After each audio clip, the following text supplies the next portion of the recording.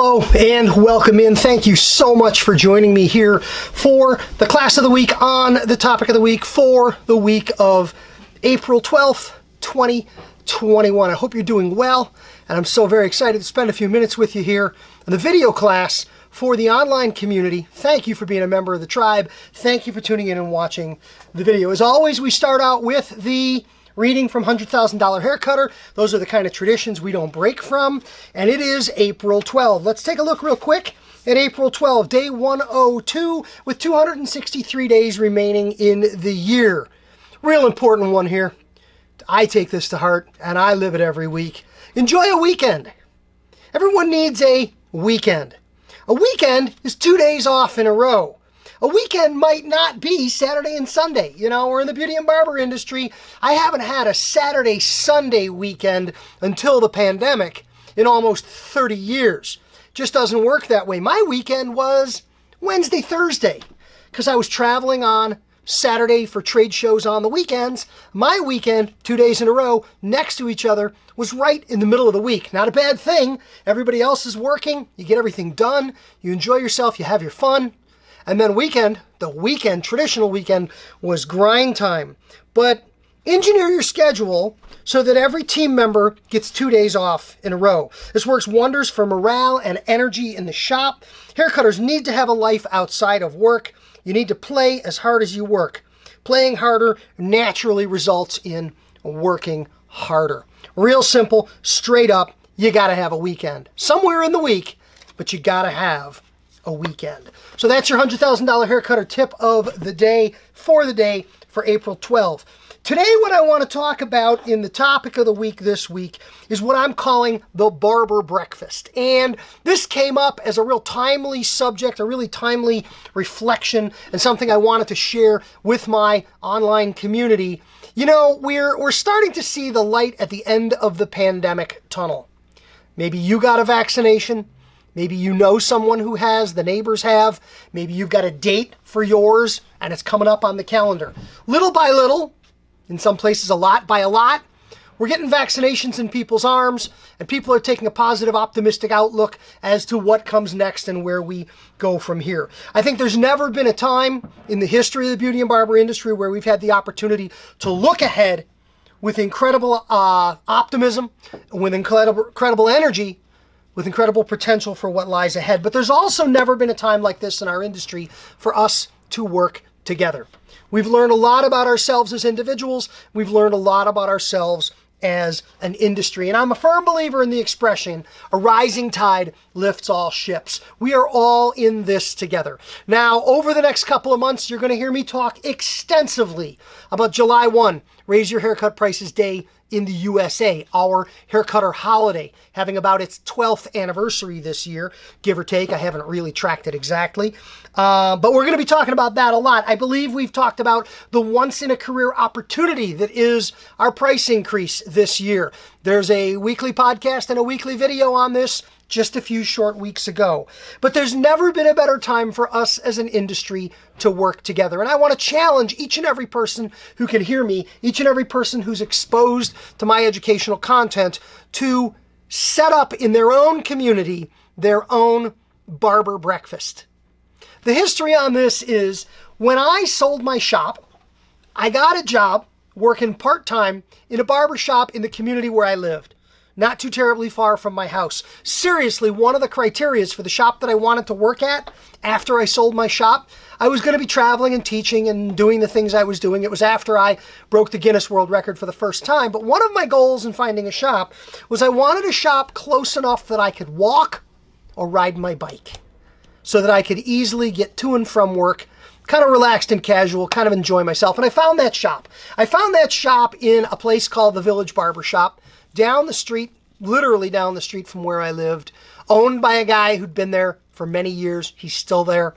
And in the community, we had quite a few old barbershops that are on their second, third, or even fourth owner, barbershops that had been a part of the community, not for years, but for decades. And what the barbers in our community used to do is they used to have breakfast on Tuesdays in the morning at a local restaurant. Big round table, and it was kind of a drop-in thing. It wasn't a formal start time. There was no formal end time. It wasn't a structured meal. It was show up, sit down, hang out. Order a cup of coffee, order a full breakfast, order a muffin, whatever, and visit with other barbers. The other guys in the community who were doing what you were doing, who had the same hopes and dreams, who had the same challenges and struggles, who served the same general community. There was an understanding that while each and every person at the table ran their own business, and it wasn't just the owners, there were also folks who were just haircutters, team members, barbers, stylists, working in these businesses. But we're all in this together. We're part of the same greater community. And they talked about business. They talked about prices. They talked about hiring and firing. They talked about people that work for them, people that maybe had come by for an interview that they didn't hire. If one guy didn't need anybody and a good guy had applied, he'd refer him to another one of the barbers. We're all in this together. They talked about community events. They talked about local politics. They talked about national politics. They just appreciated one another, knew one another, understood one another, and recognized that together we are stronger than we are apart. It had gone on for many more years before I showed up, and it continued to go on for many more years after I was no longer working in that community or a part of that group. And I want to challenge each and every one of you to do this in your own community, to step out, to take a leap of faith, to reach out to people you know or people you don't. If you're an owner, reach out to 3 owners. Pick up the telephone, shoot somebody a text, or even better yet, get in the car and drive over and walk in the door. Say hello. If you don't know him, you're just this far away from making a new friend. Tell them who you are. Tell them why you're there. Invite them to breakfast. If you're not an owner, but you're a busy hair cutter in a busy place, or a growing hair cutter who's not as busy as they want to be, reach out to 3 other hair cutters. Not owners, but hair cutters. People who are in the trench just like you. Invite them to breakfast. I think you start with 3. It's a 4-top. You and 3 is a 4-top table. Hey, let's have breakfast on Tuesday. Get together early so you've got time to eat and get over to the shop in time to open up for the day. And start out just getting to know one another. You don't know where it's going to lead. You just might make the best new friend, the new best friend for the rest of your life. You might learn a lot about yourself. You might learn a lot about your community. This doesn't cost anybody anything but a cup of coffee. And it can be a powerful way to really move our industry forward together. And I think there's no better time than to do this.